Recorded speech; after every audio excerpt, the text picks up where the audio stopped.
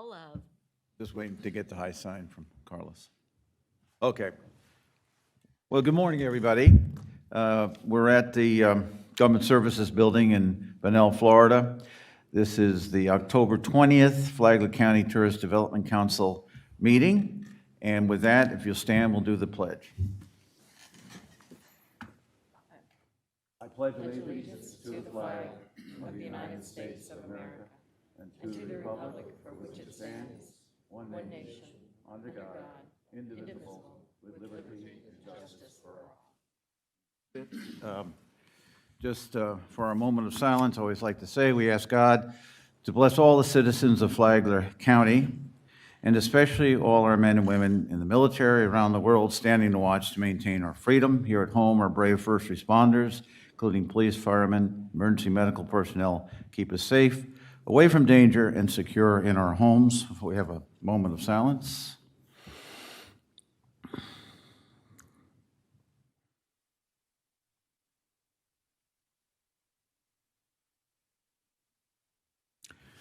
All right, thank you. We'll get on with the meeting. First item on the agenda is the meeting minutes from our past meeting, July 21st, 2021. They were put out to our members. Any changes or a motion to accept the minutes? Motion to accept.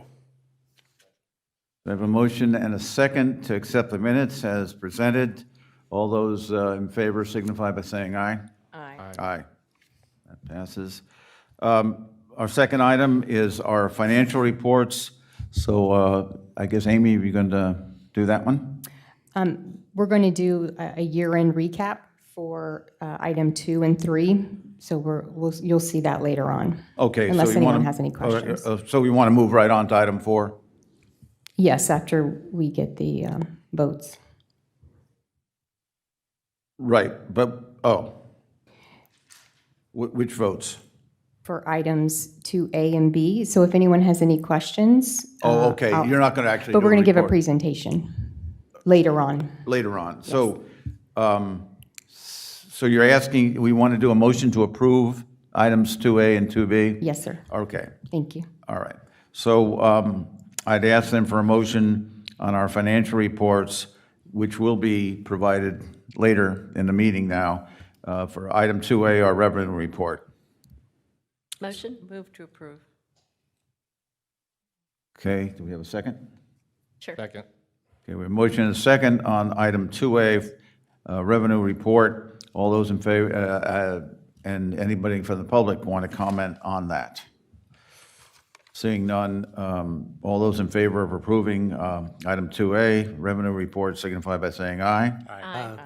And we'll do the same thing for item 2B, the budget to actual. Need a motion on that. Motion. Second. We have a motion and a second on item 2B, budget to actual. Any comment or from the public who's here? Seeing none, come forward. All those in favor of item 2B, budget to actual, signify by saying aye. Aye. Opposed? None opposed? Aye. It passes unanimously. Okay, for 3 then, Amy, you've got to help me on this. Are you going to do those now, or are we going to skip that and go on to item 4? Go ahead and get the approvals for items 3A, B, and C, and I'll answer any questions specifically if they have any. Okay, so if we look, board, look at items, the marketing reports for July 2021, August 2021, September 21. Are there any comments or questions concerning that? Seeing none, we'll take them one at a time. Motion to accept the July 2021 marketing report, which is item 3A. Need a motion on that. Move to approve. Second. Okay, a motion and second on item 3A. Anybody from the public want to comment on that one?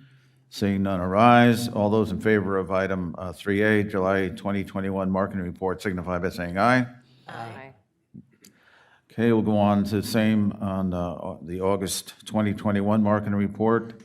I need a motion on that, item 3B. Motion to approve. Second. We have a motion and a second on item 3B, August 2021 marketing report. Anybody from the public? No comment. All those in favor of approving item 3B, August 2021 marketing report, signify by saying aye. Aye. Aye. That approves unanimously also. And then finally, the marketing report for September 2021, same. Any comments or need a motion? Motion to approve September 2021 marketing report. And we have a second? Second. Second. All right, and public comment concerning that, seeing none arise. All those in favor of item 3B, the September 2021 marketing report, signify by saying aye. Aye. Aye. Passes unanimously. We will now go on to item 4, and I think Richard Hamilton is here.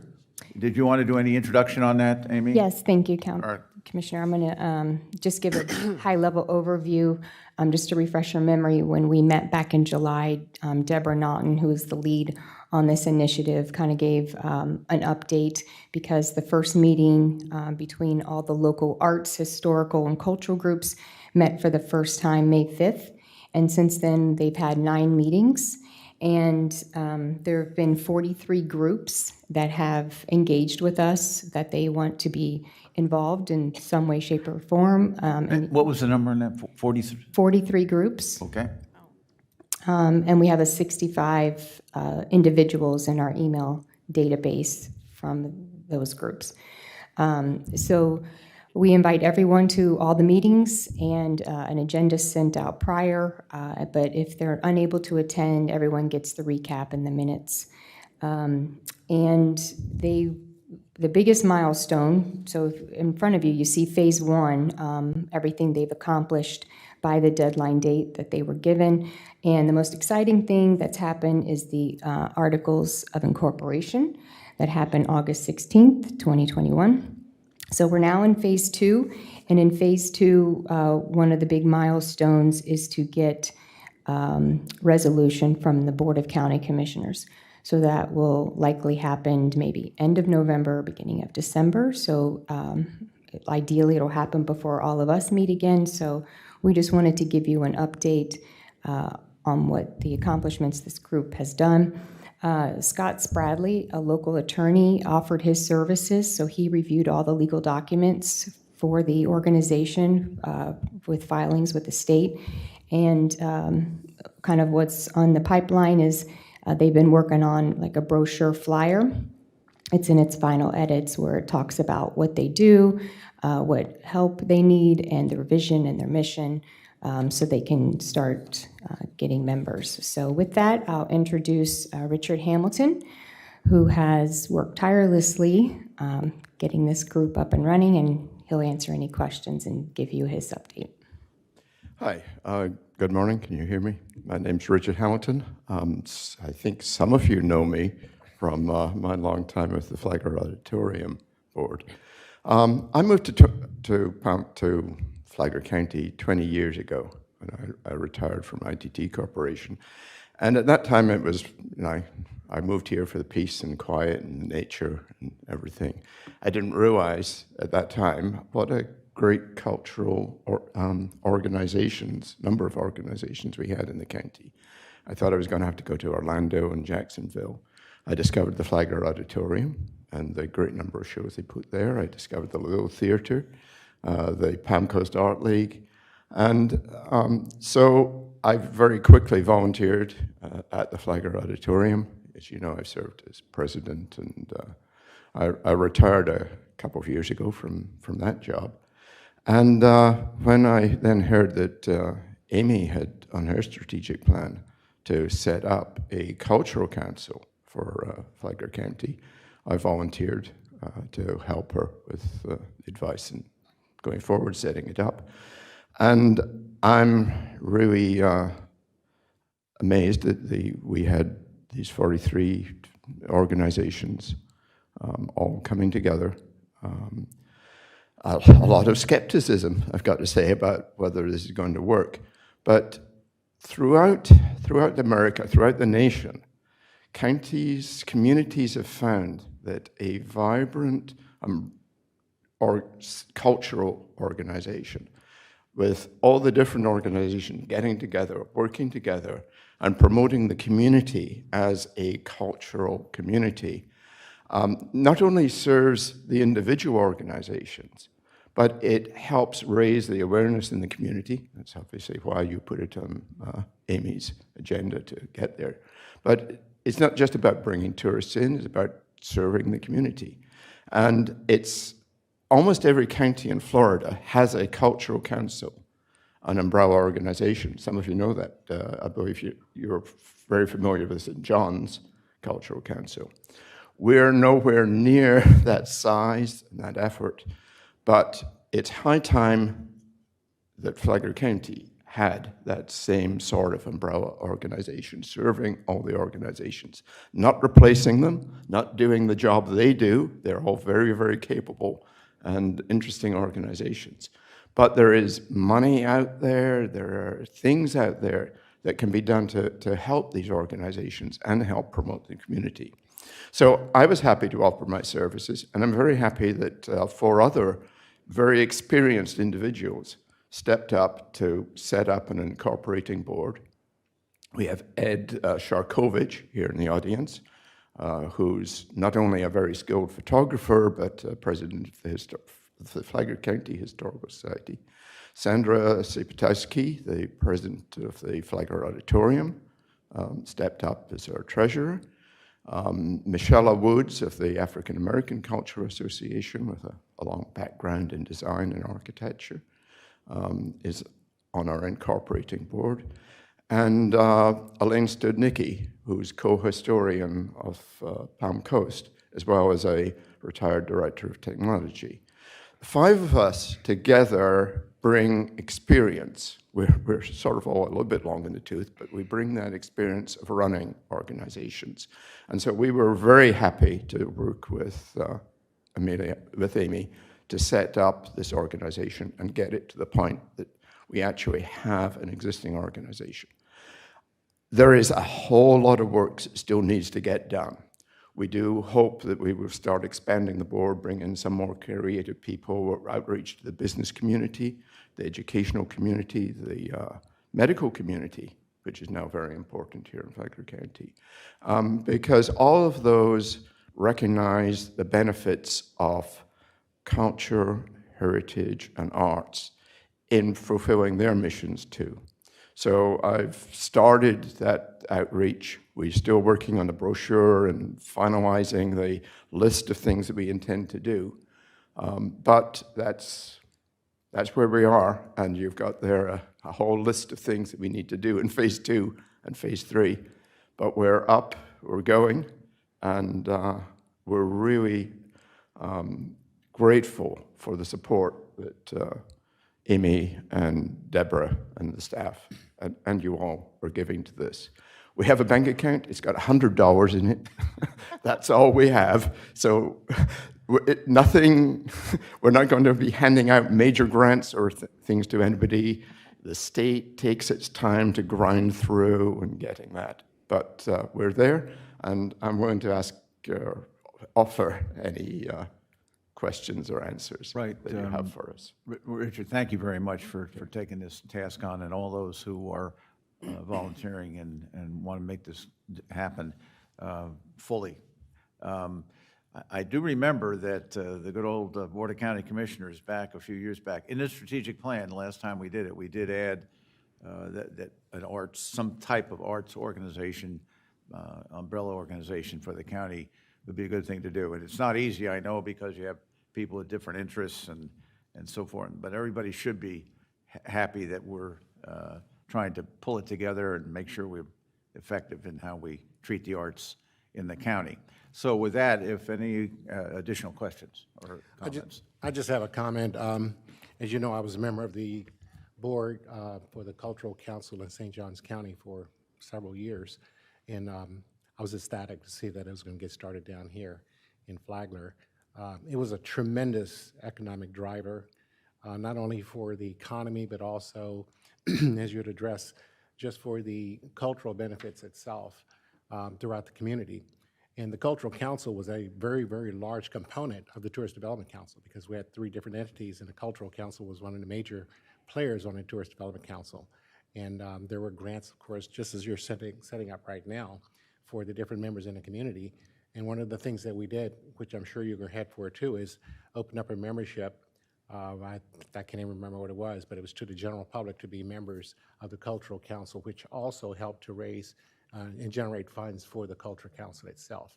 And that was also used as leverage to get additional grants, things of this nature. But congratulations on what you've done, as well as Amy and the rest of the staff. Looking forward to it, and thanks a lot. I got a question. Well, Richard, a good job on there, brother. The other companies, of the other groups, any feedback from them on why they're not joining, or are they saying anything negative about it? I said there's a certain skepticism. We had a group like this over 20 years ago that basically petered out.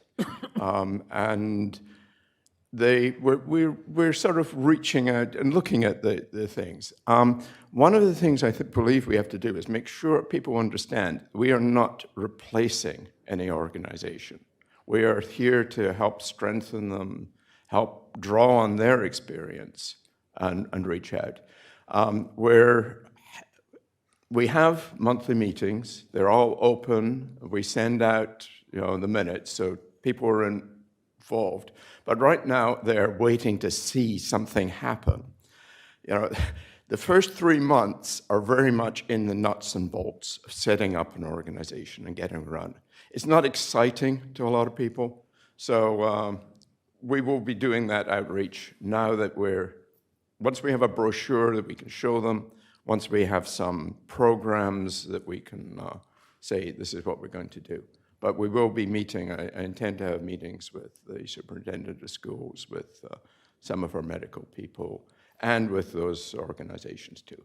I mean, I know them all. I'm a member of half of them. So that's it. We need to overcome the skepticism and actually get some things going.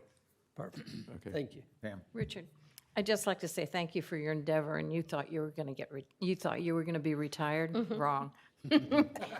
We know you're always active in the arts in this community, and I just want to thank you because it's been a long time coming, and we need to do everything possible that we can to support you. Yeah. We look forward to that support. Thank you. Any other? Just thank you. Yes, thank you for taking this effort on, and I would just say, having gone through this in my long life, make sure all that admin stuff is done, and then you can move out. So it's still a few things you got to do in phase 2 along those lines. And that you're right, it's the stuff that nobody sees and all that. But if you don't get your IRS tax thing done and all that, later on they come back to bite you. So I think the bullets you got on here to get done are important too.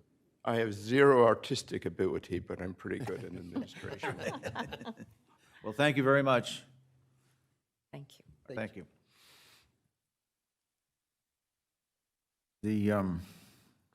There's no vote, or is there anyone on the board that has any comments concerning this? I think this is a good idea. I'm glad we're doing it. It's in our overall strategic plan for the county, and I think it'll be good for tourism as well as economic development for the county.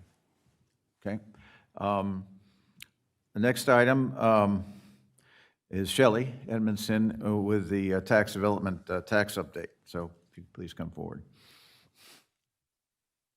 Morning. Morning. All right, so just a quick update. Shelley Edmondson, the tax collector's office.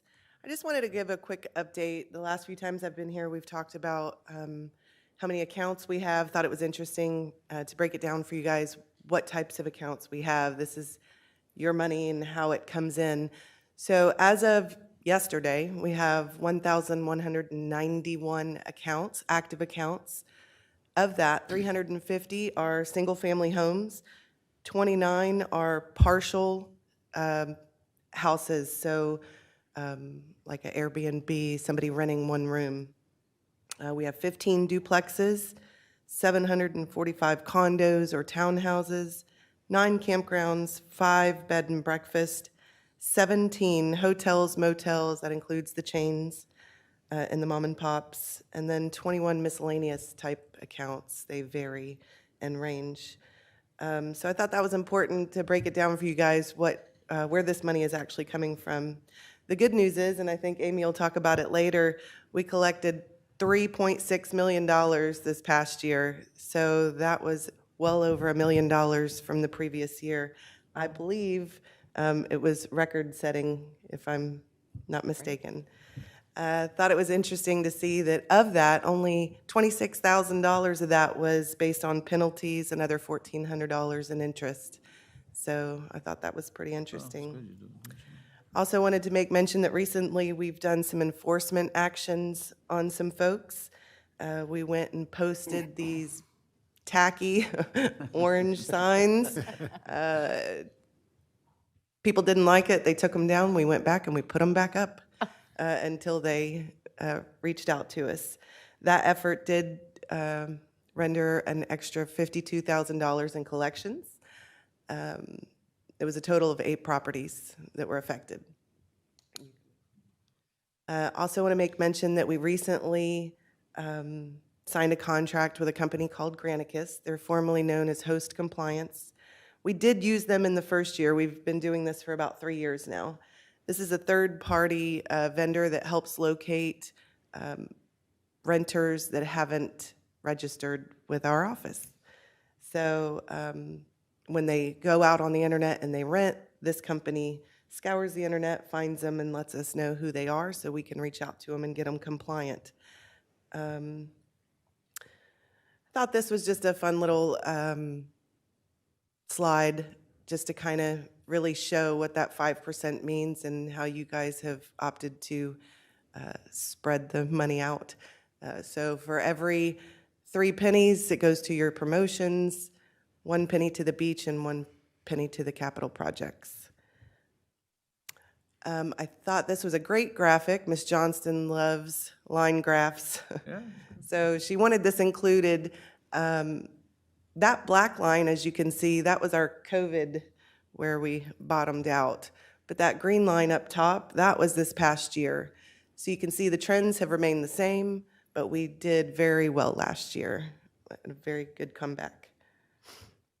This is just a comparison for July and what that has looked like over the last 5 years.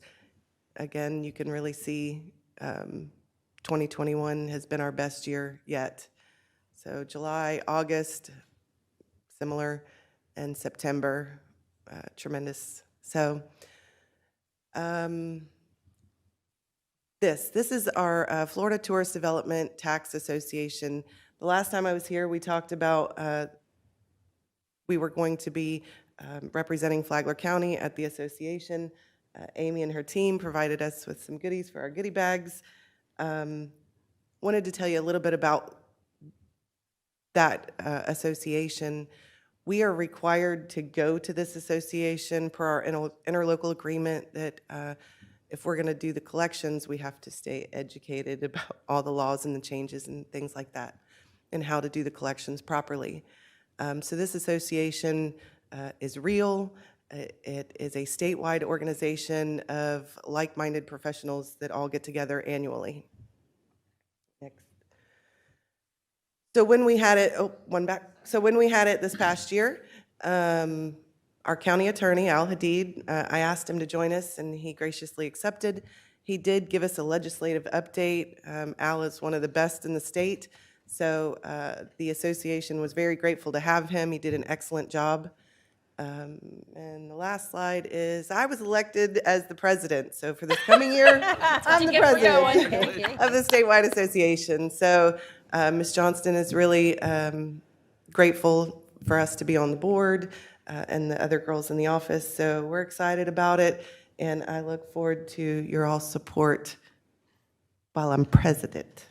And more goodies, Amy. All right. And All right, that's Ms. it. President, thank you. Does anybody have any questions? So there's nothing to indicate that there's a slowdown or anything now at this point? Not So that we everything's can up right now, so. that's Everything's good. great. And I did run the numbers this morning just before I came. And the good news is we're about $100,000 up this time last year. Great. Have one. Since you said the conference was about learning, did we discover anything that we are not doing that we are supposed to do? Or did we just, did we Not learn? necessarily that we were supposed to do or not doing, but we've only been doing this for about 3 years. Right. And so, yes, actually, one of the things that we took away was a lot of the auditing processes and enforcement. So I thought we were doing a great job at collection, but we hadn't had the opportunity to really do any enforcement. Everybody was kind of filing and paying and doing what they were supposed to do. But now, 3 years into it, the momentum has slowed down, and these people thought they could get away with it. So yes, with it, one of the takeaways was some of the enforcement measures that we were able to utilize. Yeah, I realize we've only been doing it for 3 years, so I was hoping Yeah. that you could learn something. Each year we take away something. This year it was highly effective in the enforcement side. Sorry for you. Hey, Shelley, I got a question for you. Since you're the president of that association now, and that's awesome. Yes. Do y'all do a meeting? Like, will you, I know Amy, right? searching I'm just wondering, do you have an RFP that you could slide to me? Yes, we do have a meeting. We have an annual conference once a year, and we haven't decided where that's going to be yet. Perfect. I'll leave you my card. We can- That's a good man, Stephen. Any other questions? Thank you very much. All right, thank you. Great.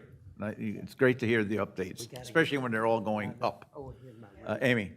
Yes, and we have, my colleagues, they reach out to me all the time. I had one this morning already from Clay County, had with all the tax collecting questions, so I'll be forwarding that to Shelley, but that's quite common where people reach out to us to see how we handle something, who do we deal with, those sorts of things. So they really have become the model. So we're very lucky. Great. Thanks, guys. Thank you again. All right. With that, we'll go on to item 6 on the agenda, which is from our Fund 109, the Town of Marineland Marina. Is it Phase 2 update or Phase 3 update? It's phase 3. Yeah. Yep. So just say 3 there instead of 2 on the agenda. Yes, thank you, Commissioner. Earlier this week, you were provided the original application from Phase 3. And Chris Kelly here is the dock master of that marina, and he's been a great partner for many years for us. But it's been quite a while since we've had an update. You know, with COVID and everything, there's been delays. So I felt it was a good time for Chris to come in and shed some light on where he's at. And also, on a side note, the magazine that was left for you is a business-to-business magazine. And the feature is tourism, and Flagler County's heavily featured in there, and Chris Kelly is in there, and Hammock Beach Resort. So thanks, Chris. Good Chris, morning, Good morning. Chairman, Commissioners. TDC, always a privilege to come in front of you guys. 12 years of efforts here up in the north end of the county. We are looking at Phase 3 breaking ground in the very near future. The update on the funding would be, we started, of course, with the 109 fund. We matched that with a $175,000 grant from the FIND, the Florida Inland Navigation District. And then we took that to the state level and matched that with a grant from the FBIP, the Florida Boating Improvement Program, for another. Just while you're doing that, on fine, you know, we have a new member from our county who's on that, Randy Stapleford, who actually is on Waltz's, Congressman Waltz's staff. And I did check with him. I talked to him yesterday about this, and finds, you know, still on board, happy this is happening. But just, so Randy Stapleford now, remember it used to be John Netz and all that, so it's Randy now. Just, Thank you. thanks. Thank you.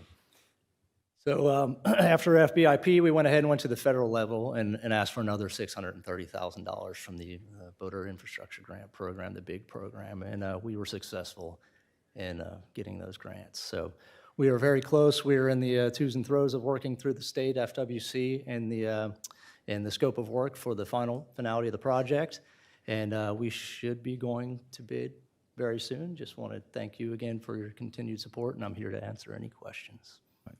So right now, Amy, just so I'm clear, because this has been on the books for a while now, there's no additional support, or it's been done and been approved previously, and it's just with COVID and things, I guess things have slowed down a little bit, or now you're ready to move out. Is that basically where Yes, we are? it's a courtesy update to the board because it's been a while, and it is an outstanding item on the budget to actual report. So we do like to have the applicant come in and give an update, and it is a reimbursable grant, so it stays on the books until they submit all that proper paperwork. Good, we'll have to combine, see how things are going up there. I haven't been up there for a while. Excellent. Go ahead. As my across-the-street neighbor, Chris, I just so appreciate how you took $150,000 and turned it into more than $700,000. So that is a credit to you and your desire to make this happen and to continue looking for those different grants. So it makes me feel good about what the board, it was before I was on it, agreed to support with, and that you turned it into so much more. So thank you. Thank you. Appreciate the opportunity. Any other questions? Well, thank you very much for being here. Good job, man. Thank you, guys. Have a great day. Thanks, Chris.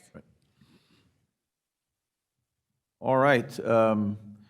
I think it will go on to item 7, which is the Fund 110 fireworks funding. Amy, I think you just wanted to do a quick intro as to where we are on that, and then we'll go on from there. Oh, I'm sorry. No, that's okay. I have to make a statement because as the commissioner of Flagler Beach, I will be abstaining from voting on this particular item. I will not participate in any conversation. However, I am here to answer any questions that you may have. All right. Thank you, Commissioner. Any before, okay, are we all okay? Oh, all right, Amy, just to kind of lead in on this. Yeah, I just have some opening comments, and then we can open up for discussion. So in your agenda packet, you received a copy of a letter from the City of Flagler Beach requesting that the TDC allocate an additional $25,000 from this fiscal year to be spent on fireworks for a pilot program on New Year's Eve. I'm not aware of any further information or specific details or overall budget for a New Year's Eve event in Flagler Beach, but I will say that our office recognizes the need for visitors and economic activity during the winter months, which is why we have participated last year and from funds of last year's budget and continue to do so for Starry Nights. We will be a leading sponsor again by absorbing the cost of lighting up the pier, decorating and lighting the A-frame, as well as all the paid advertising and promotion of the event. We also dedicated a decent amount of staff time to help in any way we can. $25,000 is currently budgeted in this fiscal year for fireworks, and for the City of Flagler Beach. And I did inform the city that they were not required to use them on July 4th. So if they would rather shift and do those fireworks on New Year's Eve, that they were free to do so. Or they could split the funding, whatever worked for them. So we have been flexible in that sense, but the request is that we fund fireworks for a total of $50,000 in this fiscal year for both holidays. And with that, this obviously wasn't budgeted, so that would also lead to a discussion of what would be cut in the budget. Where would we take from somewhere else? So that was just a little bit of background and what I'm able to provide you. So I'll open it up to the board for discussion. I will start with some questions. Y'all know I came from Panama City Beach, and we have something out there called the beach ball drop, which I did begin. In all of our years, we've never spent more than $15,000 on fireworks, and we have over 40,000 people. So for me, when I saw that we were giving them $25,000 for a 4th of July, I was like, either they're being charged too much or that's a really long fire show. Because it's about $1,000 a minute. We did ours with Lansdowne Hill from Murfreesboro, and he does Washington, D.C., he does all kinds of football teams, so it's, he's very well known and very affordable. I just think because it's not budgeted, I'd like to encourage them to split that. They could still have a fabulous fireworks show. We had smiley faces, flags, it wasn't a boring show at all. But for that much money, we also brought in people like Florida Georgia Line. We brought in Clint Black, I think, was one year. I can't remember all the different people we brought in.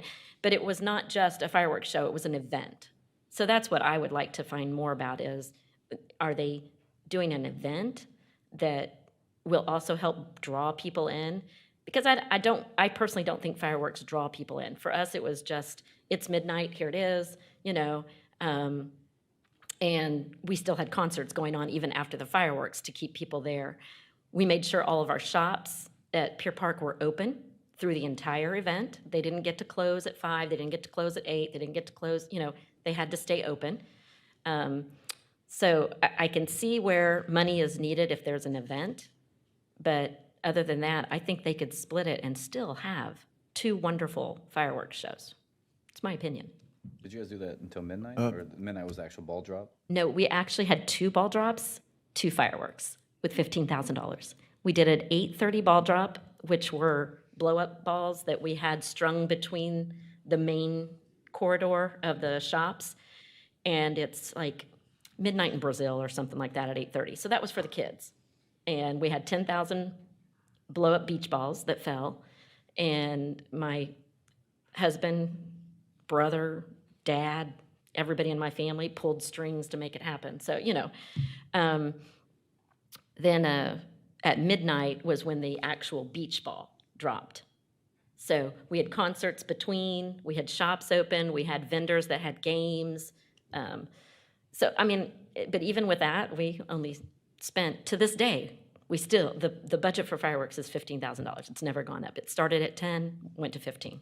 Okay, so I think everybody's, this is a topic of interest right now in the county, so any Well, other because it's not members- in our budget. That's Yeah, why it's a topic of interest. Well, but I think that at Flagler Beach too. But anyway, anyone else want to say anything at this point? Yep. Do we have any plans? Is it going to be something we want to do this year, or is this supposed to be for next year that we're trying to get it done? I just want more information. Is there a plan for execution right. for the fireworks? Exactly. Yeah, I think Amy's explained where we are, and I know there's ongoing discussions in Flagler Beach on this whole subject area. So Amy, was the idea, first I want to give the board, anybody else who wanted to comment on this? I want to make a comment. So just in regards to the New Year's Eve fireworks, not July 4th, because it's my understanding that that may not even happen still, right? We don't know yet, I guess. Yeah. But, I mean, it clearly states in this letter that it's a pilot program for New Year's Eve.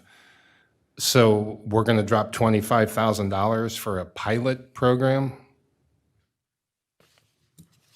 That's it. Well, I think that's why we wanted to hear more about what was actually planned. I I can't agree. imagine that it's just fireworks. Did we want, Amy, did we want Yeah. the city to come forward and? Yes, that's why I opened up saying this is all the information that was provided. There's not a schedule of events that I've been made aware of. So whenever you want to open it to public comment. I also would like to see a budget, how they're budgeting for the 25,000, what's included in that? I think that was just for fireworks. Just for fireworks. We already are supporting, as Amy pointed out, for Starry Nights. Starry Nights. We are already supporting that Yeah. with funding and. labor. 20,000. And staff. Yeah, and staff support. Okay. Okay, I'll do a little bit of background so everyone knows exactly how this whole concept came about. It was mentioned back in, I would say in August, the chair of the commission, he brought up about doing New Year's Eve fireworks in lieu of 4th of July fireworks because we were having some population traffic safety issues within the city. And this would be bringing an event and people into the city during a slow time for the businesses. The history of the Flagler Beach fireworks was brought in, and we had the event to help out the businesses during a slow time period. Well, times have changed. 4th of July is slam-packed. We have 50,000 people in town. So now we could take the fireworks, the event, the family fun activities, and have them now on a slow day when you drive through Flagler Beach on New Year's Eve, and it's a ghost town. So we had originally come to a consensus wanting to use the money that was going to be used for the 2021 fireworks at New Year's Eve, not knowing that your fiscal budget ended in September. With that, I've spoken to several county commissioners, and we knew that Amy had said that we could use the $25,000 from the 2022 budget, but that was not something that I personally felt comfortable spending the 4th of July fireworks money when we still have a ad hoc committee making the decision upon fireworks. And if we spend that $25,000, then we would have to come back and pull it from our residents' budgets to have the firework program for the county. So knowing that we had, to me, it's not a hard request, seeing how we've already rolled $50,000 back into the TDC budget from our fireworks of 2020 and 2021, because we didn't have the event. It wasn't a strong request to ask for it now to use for the pilot program. Because if it doesn't work, then we can always have 4th of July fireworks, and it would be a one-year thing, or it turns out to be a success, and we're able to have an event during a downtime in our city. And with that, the New Year's Eve would be similar. I'd heard about your event. Music in the park, family fun activities, bring people in, make an evening of it. It would still be determined if the fireworks would be before midnight or at midnight. It would be in lieu of Starry Nights, and to make it an event that our city can have. Right now, there's 4th of July. There are there's Flagler Beach, there is Hammock Dunes, there's also Palm Coast that has fireworks. We are trying to take a time period and try it when it's slow and there's not an event going on within our community. Do you have any questions? I think since I spoke to it, I'd like to speak to you. I agree. Slow time. That's exactly why Panama City Beach did it. Slow time. I think that the events are what will help your pilot be more successful. There's got to be events to it. I still think $25,000, I'm sorry, I still think $25,000 even at July 4th is more than football teams use. More, you know what I mean? It's just a lot of fireworks. And there's a lot of people that don't even like fireworks. You know, there's a lot of veterans who don't like it. There's a lot of puppies who don't like it. So that's just a lot of firework money. And I realize that you all didn't use the money when it was offered to you in the previous years, but that's a whole different budget. This is a new budget for us. That money doesn't exist anymore as far as we're concerned. It's gone. Even though you didn't use it, it's Well, gone. we had tried to make the request under the impression that we could be using the 2021 money. Thinking that it went through the end of December. Exactly. Got it. And then even at the point of thinking, well, we could go ahead and buy the fireworks within the 2021 budget and store them. But then we were told, no, they actually have to be blown up before the fiscal budget. Because that was our way to have the fireworks and still not disrupt and have to come in front of the city and ask, or the county. I'm in support of a pilot program. I just don't know if we can turn it around that quickly. With Starry Nights, what we're doing, that $20,000 is a huge investment. And I want to see something that's really going to put more attention to Starry Nights. And I feel like a separate New Year's Eve celebration might be different. I feel like whatever we do for next year, we should incorporate. And if it's increasing the budget for Starry Nights, then using part of that budget for whether Bringing some in kind of some music, celebration, bringing in things, yeah. even if it is fireworks, it's difficult. I want to see more investment for that time of year, absolutely. What's the best way to use that money? That's what we've been doing for Starry Nights too, and what the TDC's been doing. It's something I feel like we can really make successful. I mean, the turnaround time to plan this specific request, I feel like we can always get it done, but then again, I'm just a little bit shaky on it. And you said something about or in lieu of Starry Nights? No, not in lieu. Just add it on top, basically. Add it on Like, top. well, to me, this would be the grand finale of Starry Nights, but And that's we're how trying I to see push- it, We're but- trying to push Starry Nights though through January. That's the only separate issue. Which last year it kind of cut a little earlier, but if we can encourage and promote January as well instead of just December and then stopping at the end of December. January is even tougher than December. December, at least that last week, is extremely busy in town. It's wonderful. It's almost comparable to Bike Week. But then January is just like dead.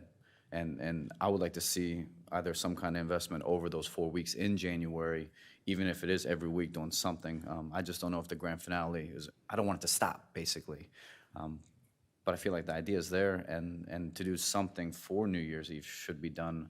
I just don't. Yeah, have an I, answer to it yet. well, go ahead. And- No, I just want to say, I don't think there's enough time this year to plan for this year. It would have to be for 2022. New Year's is, there's just not enough time. Well, I was going to say, but also, I also look at it, when someone tells me I don't have enough time, I'm like, well, watch me. And Right. If they are confident. get an that they event done in get it 3 days. done- That's Well, you. that's what I'm saying. If they're confident that they can get it done, I just don't like to see anything wasted. But on the flip side, I mean, just depends what.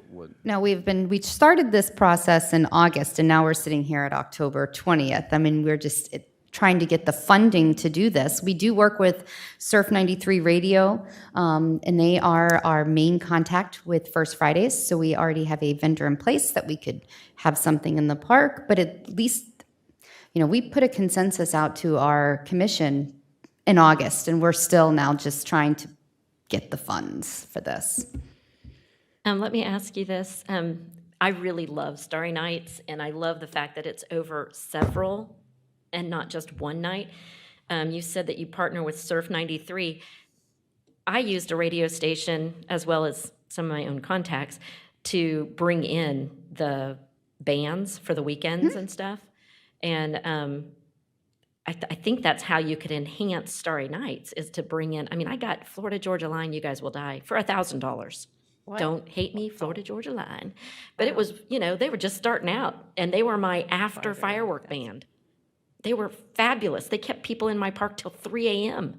So, I just think building on top of Starry Nights is the thing to do. And I agree with you, having the finale of Starry Nights on New Year's Eve when we need it to be on January 31st or February 14th, is more how I see that you build that downtime. You're not down for just one night. Even around Pier Park's ball drop, there were things going on weeks ahead. There were things going on weeks after to pull people into more than just that 1 week between Christmas and New Year's. And not the first year, of course. It was a pilot program. First year, we didn't have the 8:30 ball drop because we started at 9 o'clock and we went to 1 o'clock. It was so successful that the next year was when we added the 8:30 ball drop, so families could come, have a celebration, and then go home, So I understand a pilot program. I just disagree with $25,000 worth of. Now, I have never fireworks shopped. Call Lansdowne Hill in Murfreesboro. I'm just telling you. Okay, any other? I have another comment. I think sometimes when we have discussions, we lose sight of the fact that we're a tourism board. And when I hear the word tourism, I think of, a soccer tournament, a lacrosse tournament, Daytona 500, Bike Week. We just had Biketoberfest. We were slammed for 3 nights. We didn't have a room available. Those are the things I think of when I hear the word tourism. I'm not against what you guys are planning. I think it's great. But how many room nights am I going to get if we move forward with this? Probably none. So we're a tourism council. I know, Johnny, you guys have got your business bureau or, whatever the official name of it is. I think this discussion needs to, it needs to be on the city commission. I don't think the county has anything to do with it, but I think we need to keep in mind that we're a tourism board and we vote strictly on things that involve tourism. And I just don't think, even July 4th, we're busy July 4th and, the shoulder dates, but I don't think those particular people are actually traveling here to watch the fireworks. I think like those 50,000 people are just from the county. I don't think they're staying at the Hilton Garden Inn to, you know, maybe they are, I don't know. But that's my 2 cents. Any other comments from the board? And I just want to respond to what he's saying. I mean, you're absolutely right. I feel like it's something that we need to do a better job of making that successful, making those overnight stays, doing the marketing outside of our county, outside of our area, and that's the whole point. We want to bring in those day travelers, those overnight stays. Right. And how can we do that is by having those events, by doing what we've been doing, but it is a slow, gradual process. I can't stand saying no to organizations or people that are passionate, and I mean, they're asking for a lot, and I live in the city, and I want to see more growth, but I feel like there might be a compromise available. Maybe the full 25,000 isn't necessary, but is there anything that we feel could be given up as a trial? Because ultimately, look, if they're passionate, if they fall on their face, well, then we just know not to give them any more money, right? But I do think they have enough money in fireworks to have a great fireworks show, even both seasons. So, Yeah, the 25,000 is already in the budget for the Right. year for fireworks. So you could split it. You could do half at, since it's the first year, you could do a half and half. And the other thing I'd like to say is that you do have this ad hoc committee that's looking at fireworks and other things for July 4th. And I think it ties into the rest of this also, because if you decide you don't want to have fireworks on July 4th, then the money's still there. The ad hoc committee makes its final decision January 22nd. That's Yeah, that's kind of part that's of the the problem. pickle that we're in. Yeah. And so at this point, I think it's up in the air enough that we're supporting Starry Nights, a time period. You have $25,000 in the budget for fireworks. So I don't think there's enough specificity at this point to do anything more. And then I think the whole question of where we go with fireworks and support for events and all that is kind of the next year's budget problem, to look at all that. So I don't want to be the decider here at this point, but that's kind of where I think we are from my position on this. But I wish the ad hoc committee would get done sooner, but because I think everybody knows everybody else there. I mean, I go to the business meetings and hear what's going on. Amy's on that ad hoc committee, so she's there representing us. So I don't know what else to say except that. Okay. Is there anything else that we need to do on this at this point? Anybody? is it a voting matter? I don't know. Yeah. If no motion has been made. Okay. And we say yes a lot. Yeah, we do. And Deborah, I'm going to put you on the spot if you have a microphone. What is our office rule when we can't say yes? When we get asked every week for something? We might not be able to say yes to your specific request, but we will say yes to some other opportunities through promotional opportunities or working with you on perhaps maybe another project. We never use the word no in our office. And we will, if the city of Flagler Beach moves forward with the New Year's Eve pilot program, and they say, help us promote it and advertise it, we're on it. Starry Nights, again, that's an investment of $20,000. I don't know of anyone else who's come to the table with that sort of investment with no real guarantees. It's just something that we believe in. We believe it has the opportunity. It was a pilot program last year, just like Felicia, you were talking about. And we see a lot of opportunity that has a lot of legs that can stretch over. So we do support as much as we can and say yes, but sometimes, just like everyone else, we have our organization's mission, and to touch back what Ryan said, we broke record 3.6 million because of a lot of the decisions that we made, and because that's the bed tax of people staying in the hotels.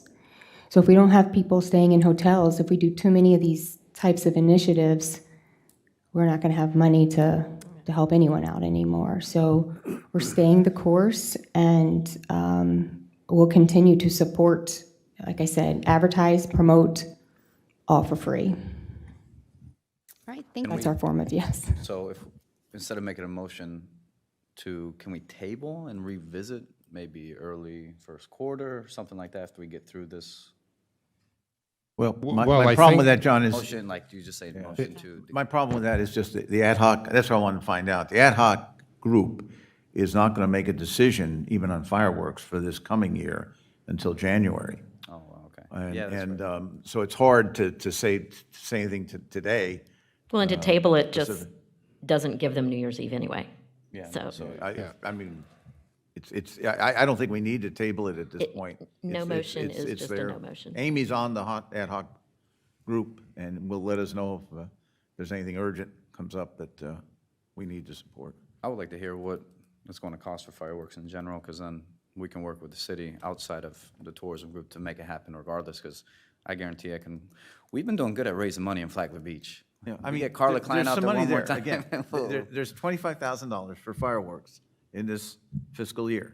yeah, take 7,000 of it and then Use it as you see fit. raise some for the rest of it, you Right. know, so that you still have, I'm just saying. But you can take some of it. You don't have to take all of it. You don't even have to take half of it. If it's a pilot program, do a $10,000 fireworks show and see how it works. Right. Okay, we're going to go on then. If somebody's going to make a motion, make the motion, but right now, we don't have a motion on the floor.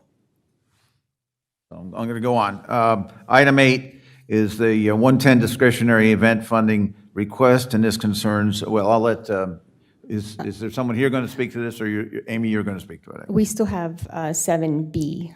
Okay. So 7A. Yeah. Well, okay, I thought we kind of covered that. Well, for official Yeah. purposes, plus Okay. it's a different, the conversation will likely go in areas we just didn't discuss. So if I may open it up, okay.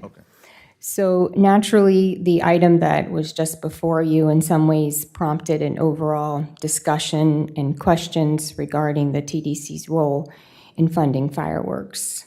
Admittedly, I have never, up until a few months ago, began to really start to separate myself from the emotion and sense of pride that is tied to funding fireworks.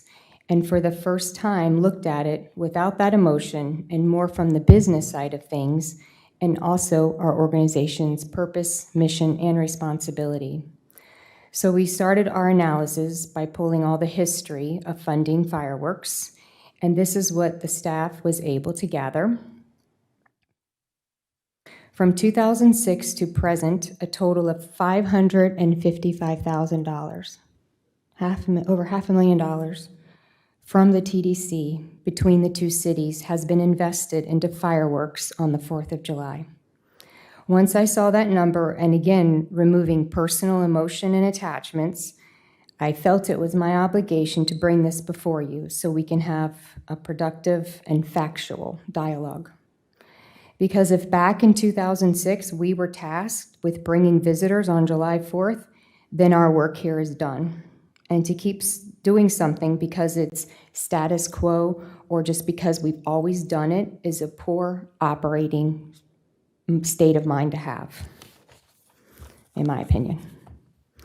Now, with all that being said, our office is in no way, shape, or form insinuating that the city should not have July 4th fireworks.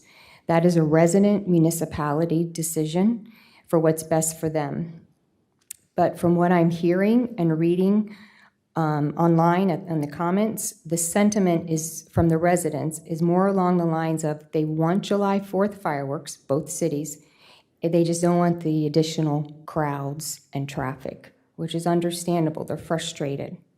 And the last thing we want is for the residents and the visitors to have a miserable experience, especially when we're helping fund that miserable experience.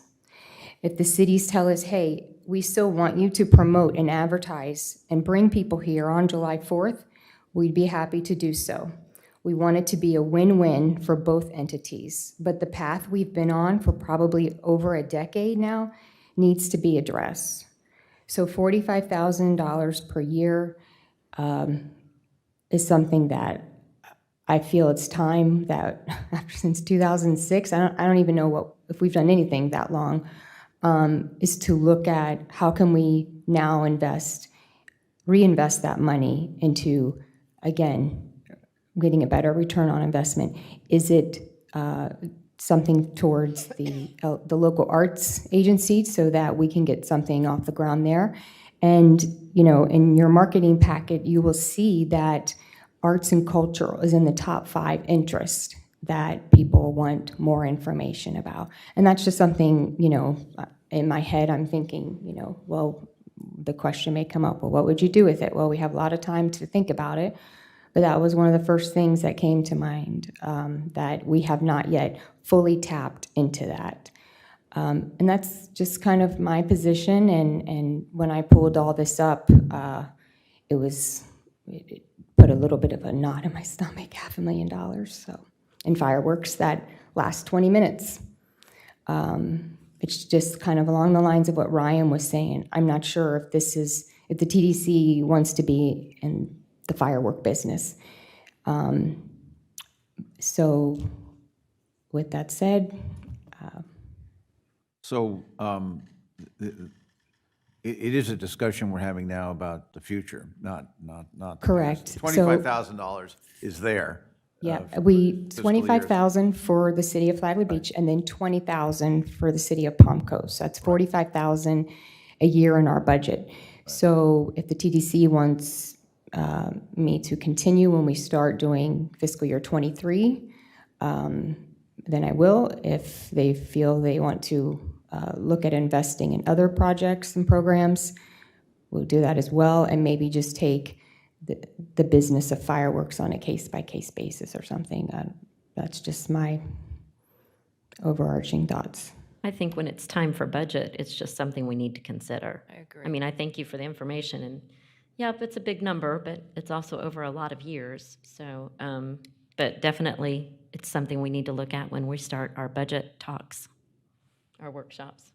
And I always like to see, too, the statistics on visitor stays over those periods. I know it's going to be very hard to go back and do that, but it would be interesting if we could find out if the fireworks in both cities had any impact on overnight stays. I don't know if it's possible or not, but that would help too. And I'm sorry, I go back to the fact that the city isn't even going to be able to come forward with where they think they're at on fireworks till January now, which is about the time the budget will be warming up for the coming fiscal year. And I would like to see that report, because at least it's people sitting down, as Amy indicates, and thinking about, well, what's going to work for the city? Not so much tourism, but just what's going to work for the city for the future. So go ahead. I don't want to interrupt. Out of curiosity, why does Flagler Beach get more than Palm Coast? This is speculation, because this obviously, I've been here 10 years. I think the mindset was because that's where the majority of the visitors are, so somehow they got one up on Palm Coast. But, this then starts with, okay, well, maybe the Hammock Beach area wants us to pay for fireworks, because that's where Marineland does. the majority of the visitors are spending the night, is at the resort and at the vacation rentals. Maybe the city of Bunnell says, well, we have nobody coming here and we would want to put people in our business. Can we have that money? So that's when I start just saying this just becomes political, and it's not a good place for our office to be in. And I'll add this on my perspective, but no one seems to want to really jump in on this. I think for July 4th especially, July 4th is a specific day. There's no like big event before and after. It's a little bit different than January 1st, just in general. But I still think the county should, the cities, all the cities and the county should get together and say, to spread the crowds out and all that kind of thing, to say, let's have an integrated 4th of July, Flagler County celebration. We can have events different places, and so on and so forth. You also have the airport as a possibility, because we're running out of room in a lot of places, including the town center. The town center, they're beginning to sell off the various plots of land there, so parking is going to become more difficult and all that kind of thing. Parking's always been difficult in Flagler Beach. So I just think it's time to expand this out a little bit and maybe pull off some kind of integrated 4th of July weekend Flagler. And that kind of happened this past July 4th, because they had the Freedom Fest at the airport, and then they had the fireworks that night, so I completely agree with Yeah, that. you're absolutely correct, Commissioner. I'm on another firework committee, a lot of time in fireworks for the city of Palm Coast, and the way that they're heading now, the discussion was to have it at the airport. So the airport director was also at the meeting and working out the traffic flow, because they have maxed out themselves in Central Park now with all the development. And it's just a matter of a couple years as a county. What's the next solution and answer? So that's why taking our foot off the pedal for any sort of investment and promotion to July 4th is what makes sense to me, because the residents in the town is bursting at the seams. Well, Again, I think it's something we should discuss at our workshop for budgeting. So I make a motion that we table 7B for our budget workshop. I second. so we have a motion and a second on item 7B. We've had discussion on the board from the public, can come forward and, or anyone here, if they want to further discuss that item 7B specifically, which is to move this discussion to our budgeting workshop. So with that, any additional public comment? Seeing none, I'll bring it back to the board. All those in favor of the motion for 7B to push it forward, that item, push that forward to our budget workshop? All those in favor, signify by Aye. saying aye. Aye. Aye. Opposed? Hearing none, passes unanimously. All right, we're finished then with items 7A and 7B. We'll go on to the Fund 110 discretionary funding requests, and I think we just have one today, so Just if you one. go forward with that. And fortunately, it's one that has, this will be their third year with us. It's the Jacksonville Area Golf Association, and they're going to have a tournament January 15th through 17th, so that's a good time of year for us.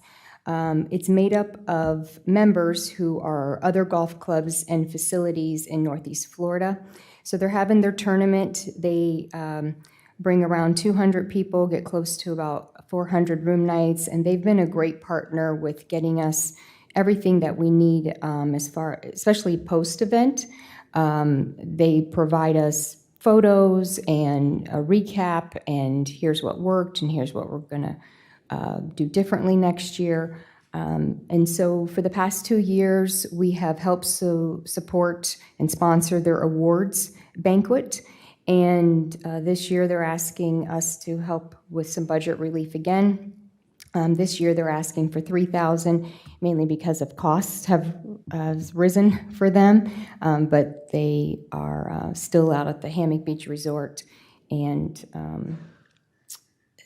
Stephen could not participate in the discussion, but he can answer any questions that you may have. That's right. And Chairman, I just need, as Director of Group Sales at Hammock, I need to abstain from voting. But like Amy said, I can't participate in any conversations, but I'm able to answer any questions on it. Yes, sir.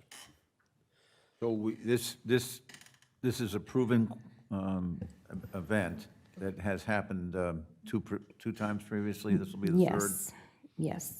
And the room nights did come to being? Yes, he provided all of that. I think he had a couple at the Hilton Garden Inn too. He was able to help verify. So this isn't through the grant program. This is through our sales effort account that we help organizations almost like help the resort out a lot with closing deals. It also goes to our sports tournaments that come in, but we would be the sponsor for their awards banquet. I make a motion, we approve. Second. We have a motion and a second to approve the $3,000 for the First Coast Amateur Golf Tournament, January 15th through 17th. Good time of year to improve bed tax. But anyway, open it up then to the public for any additional comments. There's no one here. Well, Amy's, no one here is coming forward, so I'll bring it back to the board for a final vote on motion to approve the F-110 funding, $3,000 for the First Coast Amateur Golf Tournament. All those in favor signify by saying aye. Aye. Aye. Opposed? None. Passes unanimously. Okay, that's it for funding requests. I guess nothing came in late or anything like that. Okey-doke. We'll go on to item 9. Yes. Marketing recap presentation. Candy, I guess, will be doing that. Yes, she'll be doing that, and this was part of at the beginning of the agenda, the marketing Right. reports. So Right. she's done like a year in review, a recap of everything. So in the interest of time, this is the way we're going to present it. Okey-doke. All right, good morning. In true fashion, I get to do the fun stuff. So since our last meeting, Cycle Here Media has done 2 new videos for us. The first one is related to outdoor art, so murals and the PCAF Turtle Trail.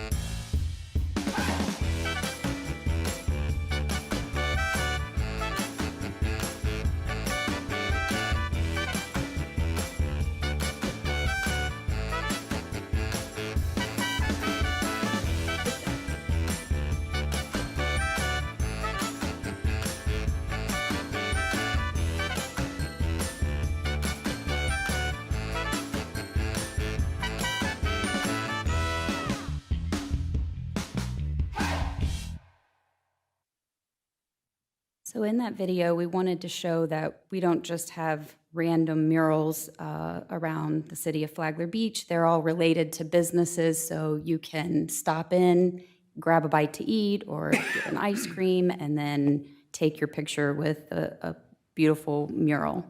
You have that nice brochure, too. Oh, yes. Yes, we do have an Love that updated brochure.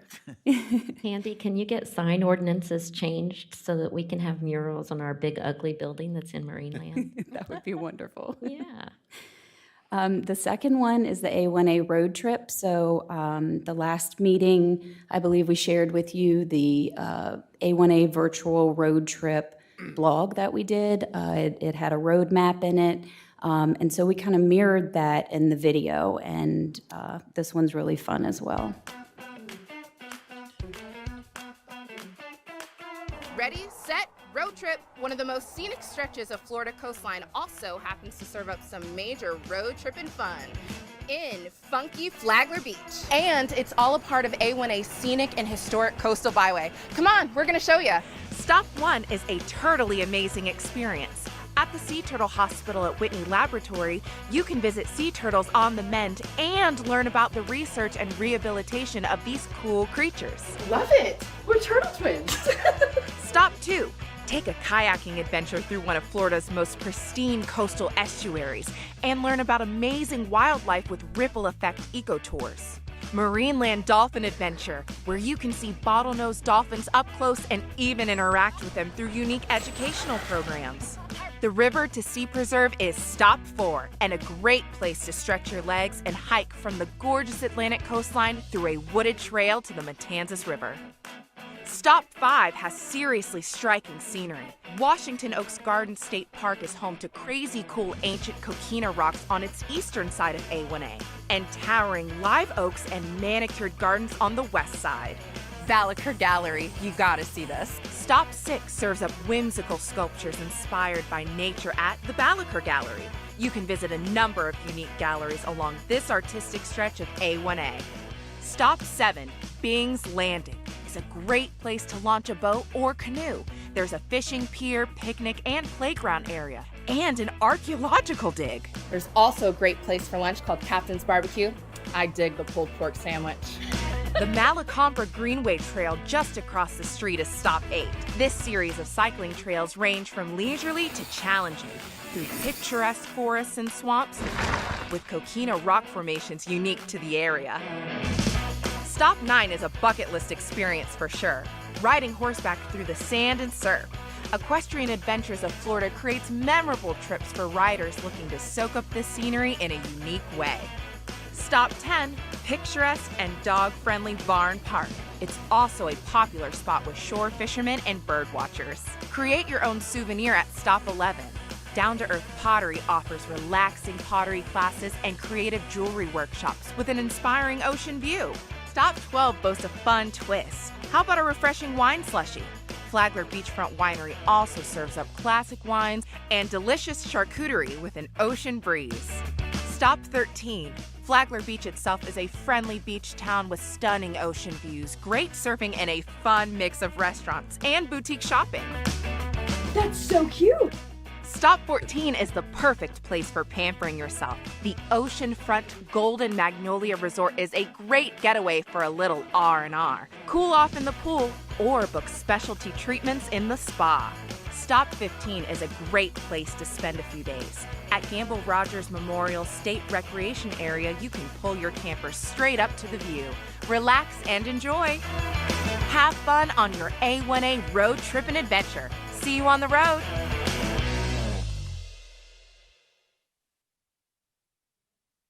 It was a much longer one and then included a lot, but we really wanted to continue to bring attention to that stretch of A1A, especially after receiving that national All-American Road designation. And this has really been received well on social media, so we were really happy with it. And moving on to our key takeaways from fiscal year 2021. So Halloween is coming up. So we'll open with this skeleton here. A little anorexic. All right, so 8 key marketing takeaways from the year. So first up, website wins. And on each of these, I'll give you a little bit of background to explain what it is that we're measuring here. So each month, our SEO team from SimpleView sends us our monthly report, and we look through all of our performance indicators within those analytics. And these are 2 of the simplest and primary ones that we would use to gauge our website traffic. So in this last fiscal year, we had over 800,000 overall sessions. And by sessions, if Felicia were to go onto our website, that starts her session. She could go to 20 different pages on our website, but that's still just one session. So that's what that means. We're up 77% from 2020 and up 108% from 2019, which is an important point that it's not just up over COVID year, but pre-COVID year. And then page views is where those other 20 pages come in. So if Felicia signs in or pulls up the website, she looks at those 20 pages, those get calculated here under page views. So well over 1 million page views this past fiscal year, up 74% from 2020 and up 90% from 2019. And of course, we also won the Etsy Award for Best Website, Small Budget in this past year. 2, social media. This is pretty straightforward, but we have 2 buckets. We have paid social media that we work with the Zimmerman Agency now. And this dog-friendly campaign, this was one that they did fairly recently, and that garnered 18,000 sessions on our website. So that's a well-performing campaign. The other bucket would be organic. So when I'm posting day-to-day things on social media, that comes from me, the organic piece. I'm not paying for clicks or anything like that. And so the top one, oddly enough, was this winter in Florida meme with a reach of 197,500 and 6,600 engagements. So to put that in perspective, we have a little under 20,000 followers on Facebook, so we went well beyond our following on that. So a lot more eyes on our page. That one was great, though. I loved it. It's always fun bragging season. 3, paid search. So again, here you have organic search, which the SEO team at SimpleView helps us with. They go in and optimize all of our content on our website to ensure that we show higher in search rankings. That's organic. The paid search, we can pay to place ads that will show up first in those searches on Google and other search engines. So in that paid search category, the 2 top performing campaigns were Like You Mean It, which was a video in stream. So in YouTube, I'm sure you've seen where you go and you search up something you're interested in, you watch a video, and it pulls up an ad that plays within your video. And so it kind of attaches itself to related content. So that performed very well with 28,909 sessions on our website. The Welcome Home campaign generated 19,428 sessions. That campaign kind of came on the heels of COVID when people were really starting to travel, travel again, and we wanted to get that message out that we're welcoming you back. We're open for business. Number 4, blog content. This continues to be one of our most important types of content. And I'm happy to say that Courtney is now writing our blog content as of October 1st. So we're really excited about a whole new voice, very fun and upbeat and quirky, and we love that. But over the past year, the top content was 25 Things to Do. Now, this blog post was published in 2019 and continues to be our top performing blog post since then. So that has received 40,639 page views. We have not put any paid ad money behind that. And then Park It at Palm Coast and the Flagler Beaches, that features all 3 state parks plus Princess Place Preserve. That received 11,258 page views, and 5 oceanfront spots for Breakfast After the Sunrise received 8,689 page views. The newsletter and visitor guide requests were all up this year over 2020, 34% for the newsletter and up 64% from 2020 for the visitor guide.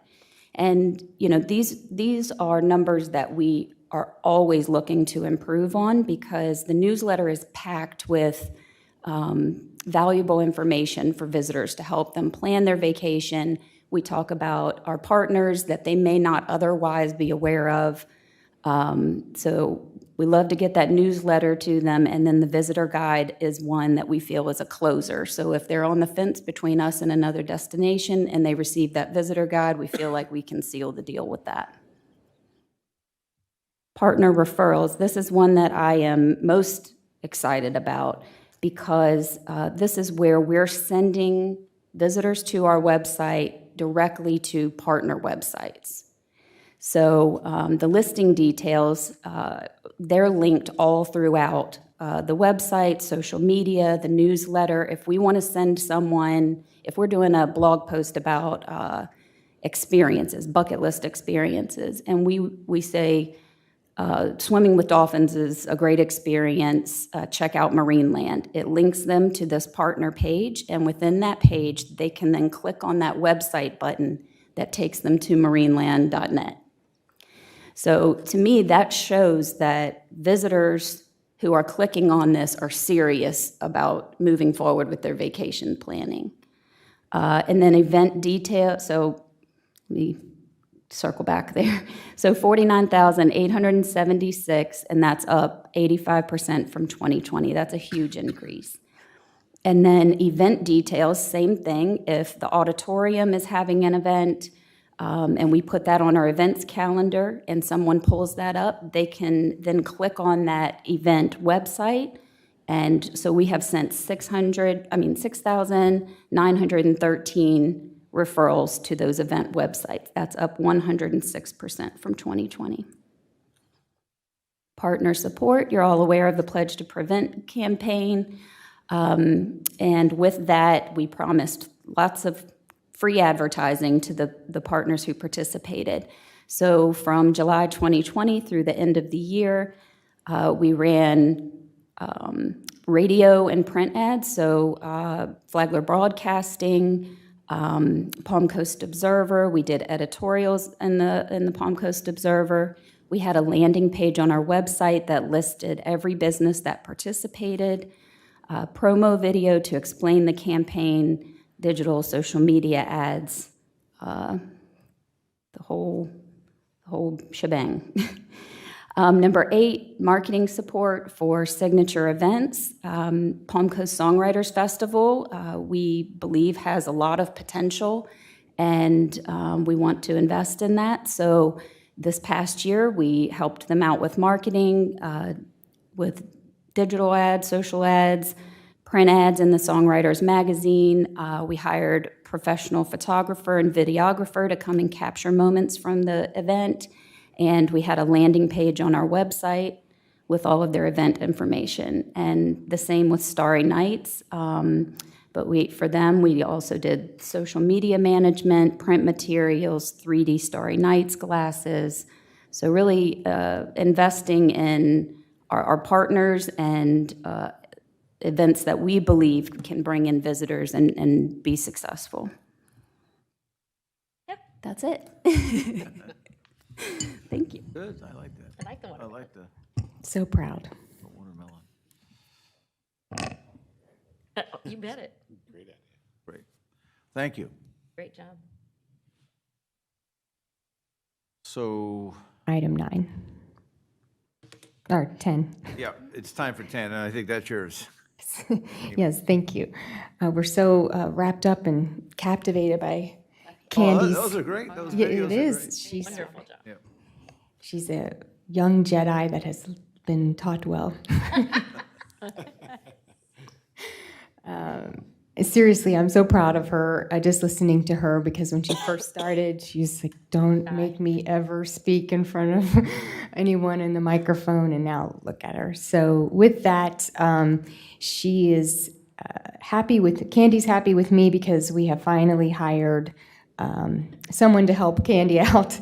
And this is Courtney Brokaw, and she started with us recently. And man, when people say, when they hire people, "Oh, this person's hit the ground running," Courtney is like roadrunner, like rapid speed.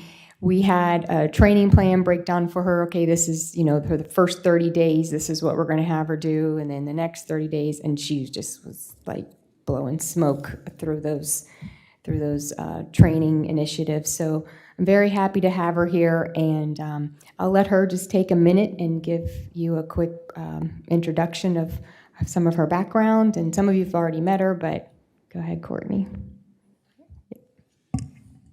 Good morning. My name's Courtney. I was most recently at the New Smyrna Beach Area Visitors Bureau as the communications manager. And prior to that, I worked in advertising on working on the Walmart ad account, and have developed creative for brands like Petco and Bed Bath & Beyond and Level Blinds and Shades. But I'm very happy to join the team and looking forward to meeting those of you who I have not already met. Thank you. Welcome. Welcome aboard. Right. So also we hired a new part-time person that's out at the Flagler Beach Historical Museum. Some of you may know him. His name is James Fisk. He's very involved in the historical community, so he's a great asset to that organization as well. Knows a lot about the county. Our next item is something that we were asked to do, and we said yes. Of course. with no moment of pause. So we were reached out because there used to be a map down in Flagler Beach by the pier that just had the main points of interest, and this is where it's located. There's a close-up of it. So it shows all the shops, the dining, other points of interest for businesses, and this was all paid for by us, 100%. So, that just kind of goes on the heels of what I was saying earlier. We do a lot, and we say yes a lot, and we don't bring it here a lot because that's not why we do it. But all those videos that we do, like Candy just showed you, that is directing people to specific businesses. All the videos that we do, that we bring in businesses. We're not a membership organization. This is all free advertising. And I would say 80% of our advertising budget goes to Flagler Beach. So it's by no means, not in support of any new initiatives they want to do. We think it's great. We'll help promote it like we always do. But this is something that is new, and down at the bottom left-hand corner, you'll see there's a QR code so people can put their phones up, and it takes them right to our website for other information. All right, so now I'm going to move into our year in review with the numbers.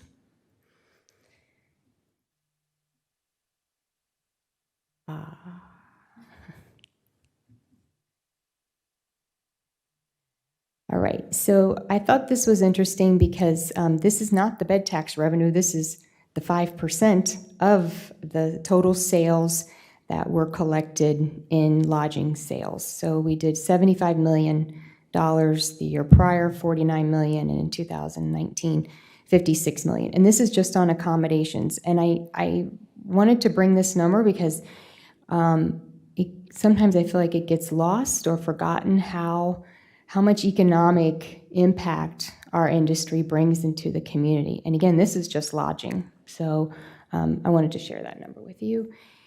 And this was the numbers that Shelley shared earlier. So we collected $3.6 million in bed tax revenue, which was an increase of 52%. But like Candy said, we like to go back and look at pre-COVID, and we're still up like 24%. So still very impressive numbers, and we're enjoying it because we've had some really hard years with natural disasters, and that's a beautiful one-bedroom, isn't it, Stephen? It is, yes. Yeah. All right, so here's the current hotel market. We have 9 properties, and within that 9 properties, a little over 1,000 rooms. So here was the occupancy rates. For the past year, 56%, last year 47%, and we're tied with 2019. But here is another feather in our cap, is the average daily rate. So $159, thank you, Stephen. And that is probably the highest we've ever been. You can see in 2019, we were about $140 a night. So we continue to surpass our neighbors to the north and south with that ADR, which then in turns to, that's how we broke those revenue records. So I mentioned the last meeting, and in January, I'm going to should break down the data more, but we now are able to really do deep dives and see vacation rental. It's like their star report. There's the report that we get that only gives us the data for those 9 properties, those chain hotels and the resort. So we kind of had no idea what was happening in the vacation rental market besides just common sense.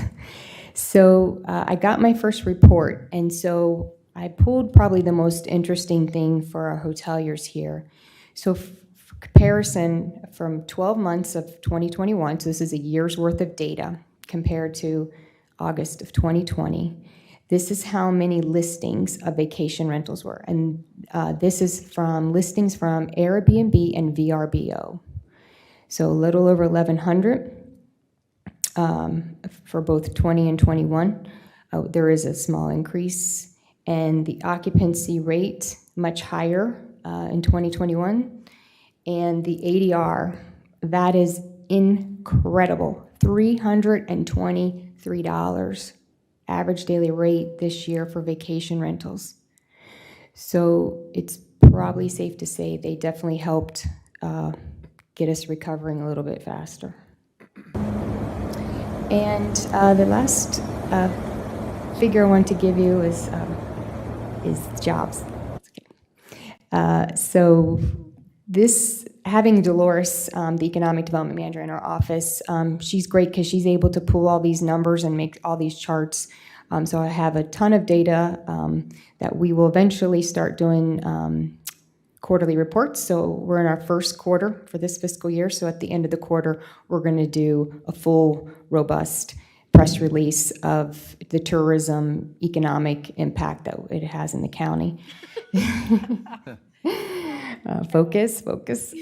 So you'll see. Don't put those things on there. So you'll see the importance of tourism and jobs in the county, and we were at 16% in 2020, which was the highest even during COVID. So we're very, very fortunate, and we want to keep telling our story. So these are the kinds of things that we're going to start publicizing more than we have before. And that's all for that. And so I'll take any questions on any of those numbers. Okay. Thank you. And then lastly, I wanted to let you guys know, pre-COVID, what came before you was an event to host out at Hammock Beach Resort, the Florida Sports Foundation. So it's their annual summit, and they've had to postpone it and reschedule a few times because of COVID. So it's finally happening next month, November 8th through the 10th. So we will be all hands on deck out there hosting our colleagues. There's about 60 to 70 event right holders that will be there, and about 40 or 50 tourism organizations, and we'll be set up with one-on-one appointments. It's like the speed dating, where they come around and we show them and tell them all about our assets and bring in their event here.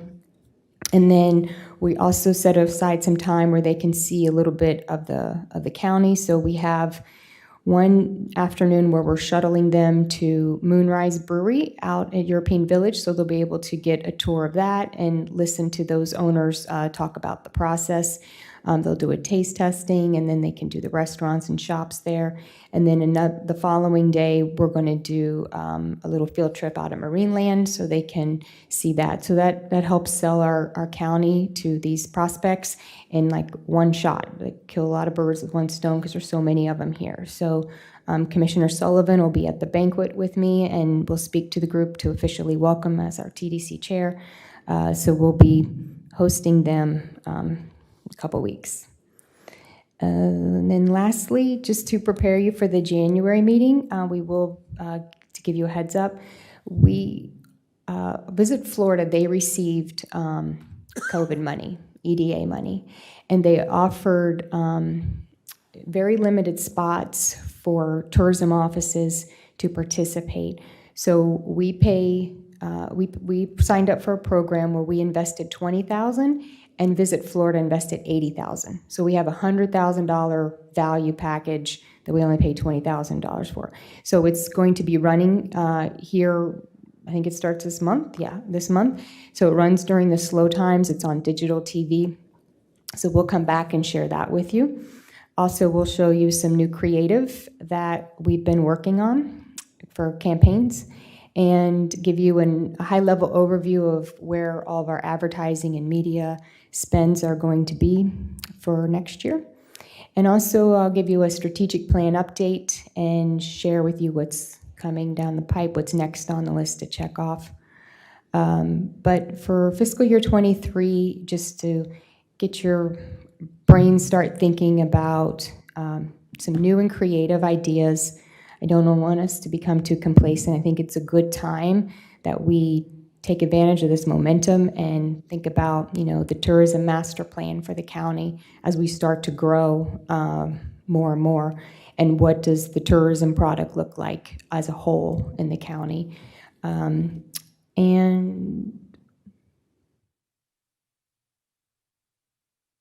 that's it. I made sure to check my list. Okay, well, thank you very much. Amy, you. seem all pretty good, and we're moving Great forward purchase and with getting Florida. bigger. Yeah, it's like a lottery. Like they were like, okay, we're releasing it now, and it's like you sign in as quick as you can to Right. grab your spot. Go after whatever we can get. And then I put our sad story of all of our woes, and they fell for it. So if That we're concludes. to item 11, which is community outreach. 30-minute time has been allocated. At the end of the meeting for public comment, each speaker will be allowed up to 3 minutes to address the board on items not on the agenda. So if anyone wants to come forward, I don't see anybody here who's coming forward. We'll go on to item 12, and I'll start, why don't we start with Felicia on the board member comments. Well, first, TDC, thank you very much for all that you do. I know we're the board, but you're the office.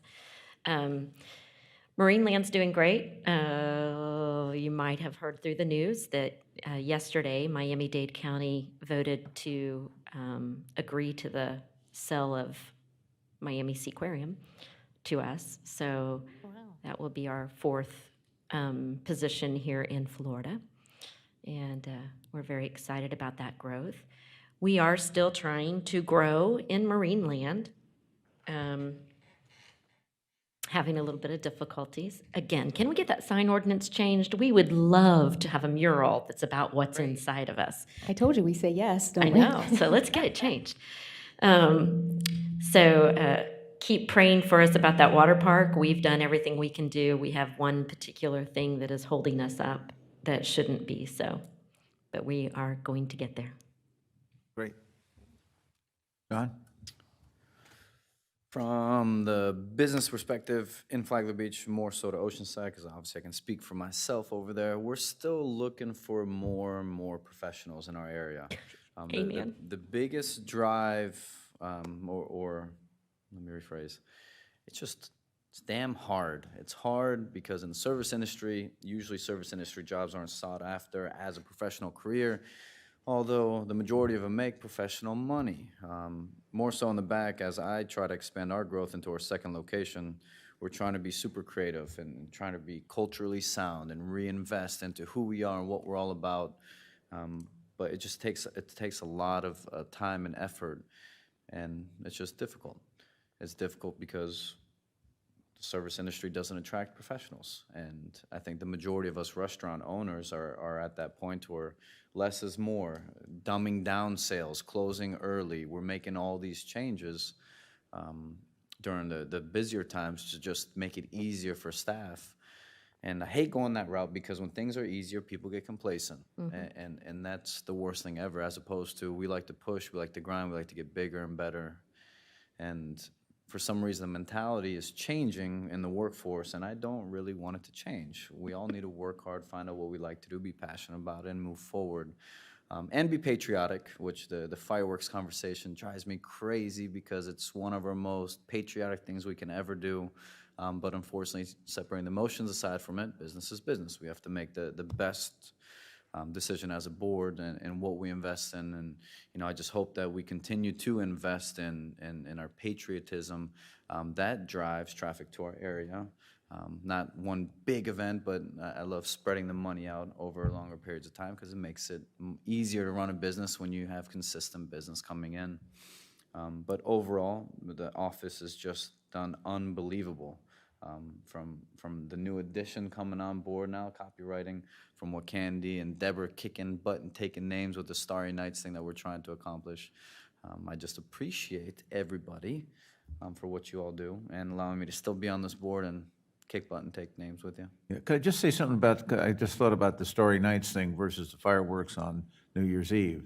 We don't want to do anything to hurt Starry Nights. No. So I hope no one takes away that from this meeting. We want Starry Nights to become traditional, big event here to bring people in over that entire period. And the fireworks question for New Year's Eve is a different question. Yeah, I think we just need to do a better job on communicating exactly what we're looking for, and even with the City of Flagler Beach, we have almost two different separate projects, which that's what's confusing. Everyone's like, no, we shouldn't have these two separate things. We've already made investment, but the thing is, if we don't want Starry Nights to happen, someone from the city better speak up and say, hey, we don't want to do this, or hey, this is its own initiative, this is what we want to do, because we don't want to do fireworks anymore. But there's just so many mixed messages and signals to where it's just driving me crazy, because the business mindset is, hey, let's make a decision, let's stop. Because anytime you put a microscope on anything, you're going to find as many wrongs as you want to, and I'm so over just a few people complaining about something and it changes it for everybody else.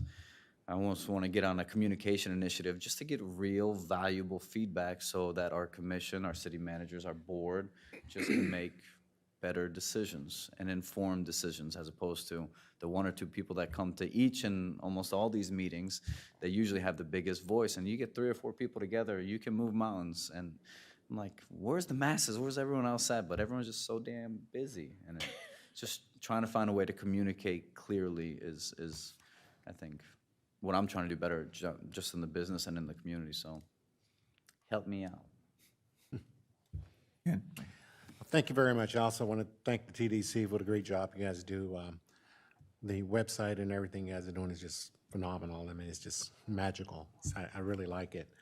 To kind of add on what Johnny was saying, communication is critical, and it's lacking in Flagler Beach in numerous areas. And that's something that we are working on from the commission view, as well as the community and people that we represent. So communication is very important, and we are going to continue working on that to try to improve it in order to make the beach and the entire community better. A couple other things going on. Johnny did talk on the fact about Starry Nights. We're still planning on that. It's moving forward. One of the things that's going to be added this year is going to be the decorating of the lifeguard benches. That's going to be kind of cool to mimic some of the things that's going on in South Florida, some other areas that they're doing. So we're looking forward to that.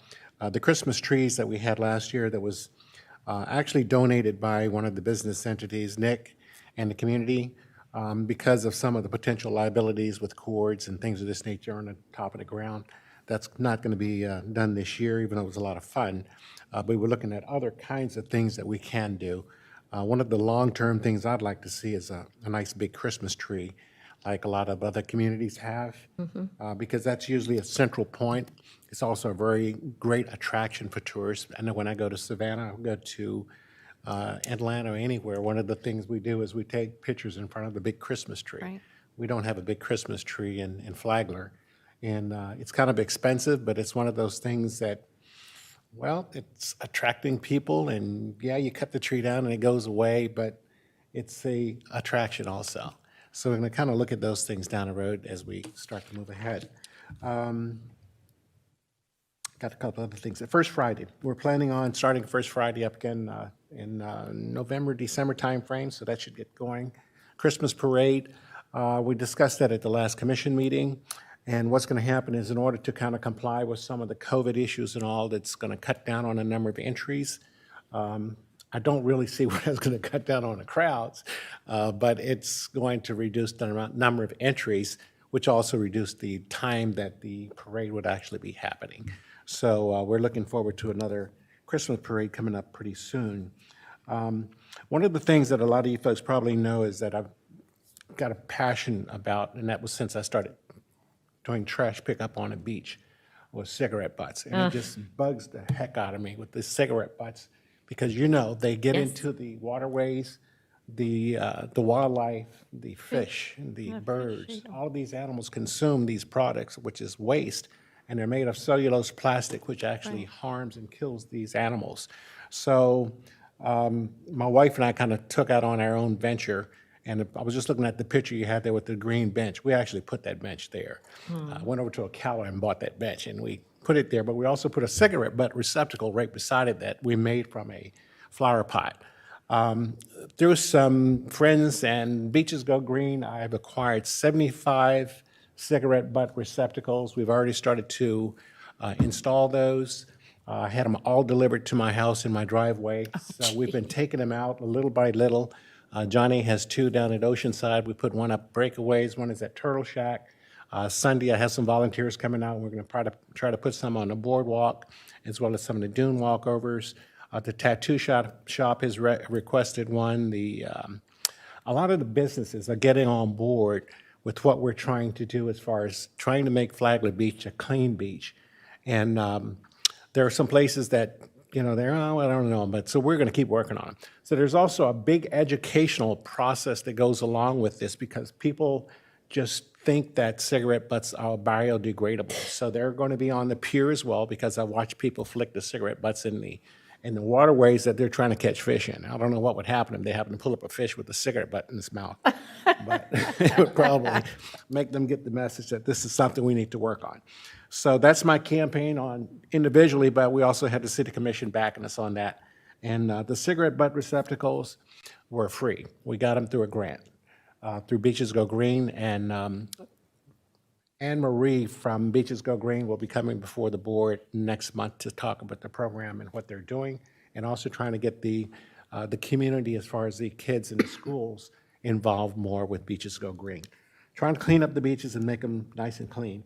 I think that's about it. Ken, just a question. Will the businesses where you put them take the responsibility of cleaning? Okay, that's the other part that I left out. What will happen is that we're actually going to have city officials and volunteers that will actually empty the cigarette butts. Okay. The folks at the Turtle Shack has been collecting these big cans that they hate to throw away, so I'm going to go up and get some of those. And once we get sufficient amount of cigarette butts, then actually Beaches Go Green will actually come down here, pick them up, and they ship them off to Pennsylvania, where they actually make recycle outdoor furniture from the cigarette butts. Really? Yep. Wow. Pretty cool. Yeah. That's why I was asking about who was going to do the I cleanup, appreciate because you asking there is a that. So- recyclable. Yeah, so, hopefully Bunnell and the county and others will get interested in the project, and we can have Flagler County a clean, cigarette butt-free county. Imagine It that. might take a long process, but every single cigarette butt we eliminate, I think, is one less that'll get in our environment and also get into the food chain in which we're actually eating. That's all I have. Thank you very much. Thank you, Ken. That's great, Ken. I agree. Since the population has increased, our trash on the beaches and everywhere else has increased as well. So it's a good thing you're taking care of that. That's good. I just like to take the staff for the absolutely wonderful website. I send it out all the time to friends and people. Most of my clients are out of state, international, and my business is, selling tourism is like off the rails. It's just amazing how many people are traveling these days, and the more I can do to send it to tourism groups like ASTA, IATAN, and the rest of them, groups all across the country to promote our business here, I do. So anybody else wants to do it, if you have clients coming in, I suggest you send the website link to any of your clients as well, because it's a great way to sell our county. Thank you. Stephen? You don't like Ryan? Ryan, I'm sorry. I'm better looking. We can skip Ryan. I'm better looking than I him. started to come back the other way. No, Ryan, go ahead. It's your turn. Does Starry Nights run through January? Okay, so like January 31st, roughly. I'm glad we've invested in that. I think that's a great idea. And last year was the first year, right? Last year, so it was awesome last year. So I We can't put it wait. together in 2 months, by the way. Yeah. Hey, I mean, you put adult professionals in one room, you can get stuff done. I mean, so.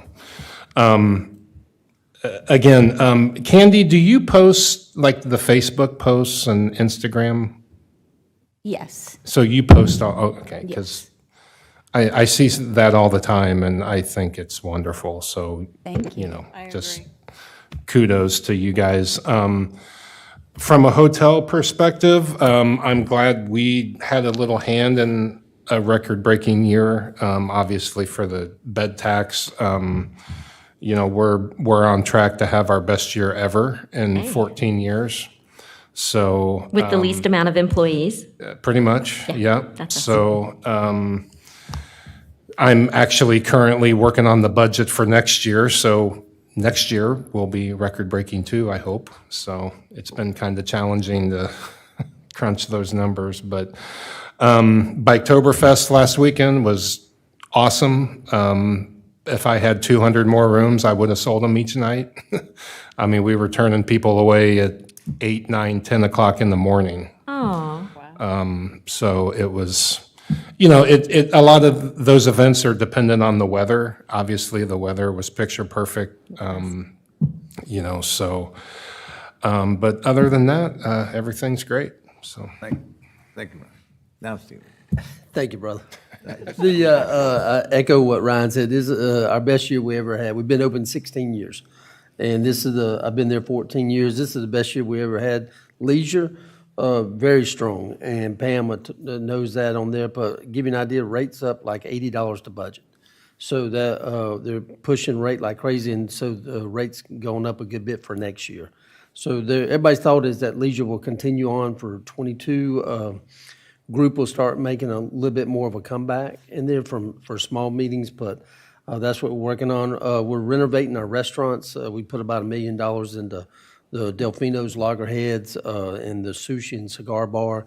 So that'll be about another month, November 20th, that'll open up. And then we start working on, if you're familiar over there, there's 4 little storefronts underneath the North Ocean Tower that have been there since we've opened up. It's just, when you open the doors, just dirt floors in there. And each year they're talking about doing something, and it never has. The whole time I've been there, well, as soon as they're done with these restaurant renovations, they move on to that. So with the new owners, it's been awesome. They bought us in January of 2020.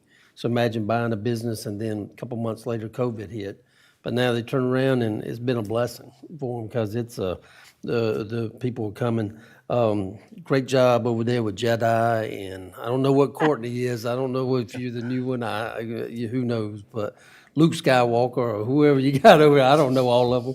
But we did have a job fair. What Johnny talking about? We had a job fair. We only had 8 people show up. Jeez. And to give you an idea, we didn't even hire all 8.